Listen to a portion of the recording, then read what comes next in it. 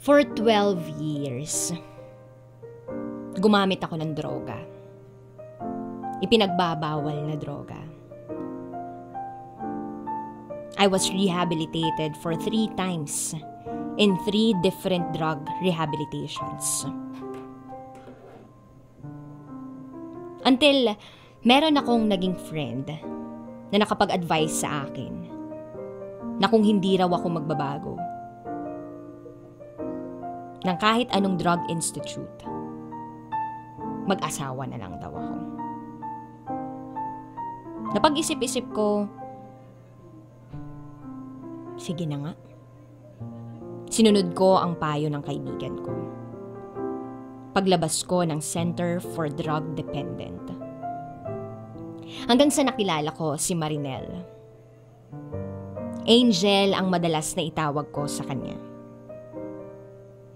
11 years ang tanda ko sa kanya. Batang-bata pa siya noon. Kaka 18 years old pa lang niya halos. And then, kinasal kami.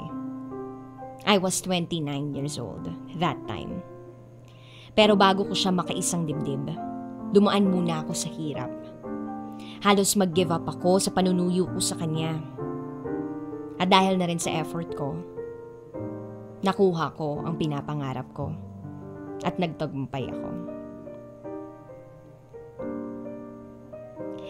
Hanggang sa hindi ko namamalayan, lumilipas na pala ang panahon. I'm drug-free for 7 years. Magkasama pa rin kami. Nagkaroon kami ng 3 na anak. At may pagkakaiba sa pagkatao ni Angel. Napapansin ko na to. Ang misis ko, lesbian siya. Pero naniniwala ako na yung mga panahong kami pa, alam ko na naging tunay na babae siya sa piling ko. Matagal ko nang alam na ganun siya. Pero napamahal na talaga ako sa kanya. Nung makipagsapalaran ako sa Saudi, akala ko magiging okay ang lahat. Magpapadala ako sa kanila, magtatrabaho ako para sa aking pamilya. Pero hindi pala.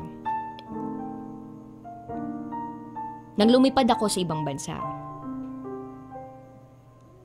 nagsimula siyang makipagkita uli sa dati niyang girlfriend. Hanggang sa iniwanan niya ako, pati na ng mga anak ko. Iniwan niya kami ng mga anak ko. Ang masakit pa nun, nagsasama na sila ng girlfriend niya. At patuloy pa rin ang pagpapadala ko. Kasi ang buong akala ko nasa bahay ko pa siya. Hanggang sa hindi na nakatiis sa akin ang nanay ko at siya na ang nag-text sa akin. Ang sabi ng nanay ko, maghanap na lang daw ako ng ibang babaeng mamahalin ko. Nakakadurog ng puso. Kaya naman kahit 4 months pa lang, akong nasa ibang bansa. At 4 na buwan pa ang kulang para matapos ang kontrata ko. Nagpasya na akong umuwi ng Pilipinas. Talagang hinanap ko si Angel. Hinanap ko siya hindi para awayin, kundi para mabuo kong muli ang pamilya ko. Hanggang sa nagkita kami. Nagpaliwanag siya sa akin. At ang sabi niya sa akin, hayaan ko na lang daw siya. Kasi kawawa lang daw ako kung patuloy at patuloy lang daw siyang magkakagusto sa babae. At sinabi niya sa akin, wala daw akong naging kasalanan sa kanya.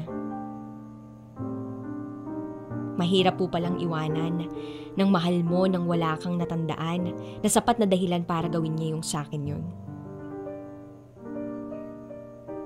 Yung tipong walang rason kung bakit niya ako iniwan. Pero hindi pa rin ako tumigil. Hanggang pati yung girlfriend niya, pinakiusapan ako na bumalik na sa buhay niya. Akalain mo yun. Sarili niyang girlfriend, sinabi na naiwanan siya mismo. Alang-alang sa mga anak namin. Pero hindi. Mas nanaig ang pagmamahal ni Angel sa kanyang girlfriend.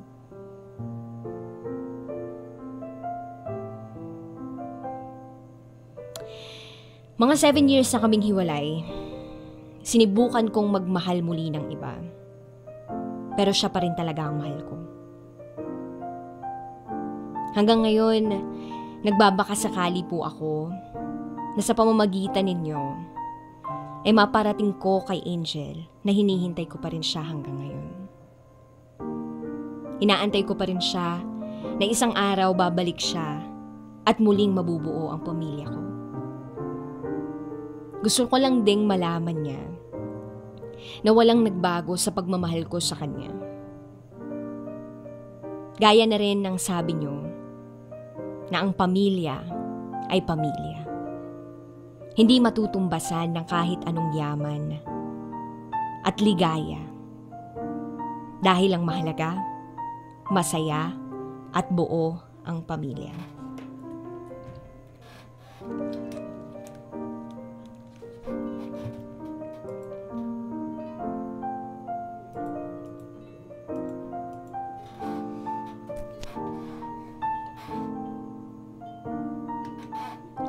That secret file was sent to us by Rommel.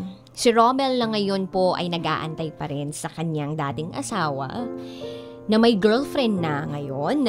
Nag-aantay siya para mabuo muli ang kanyang pamilya. Sapat ba na dahilan na antayin ng isang tao para lang mabuo uli ang pamilya? Sapat ba na dahilan ang mga anak para mabuo ang pamilya? Stop.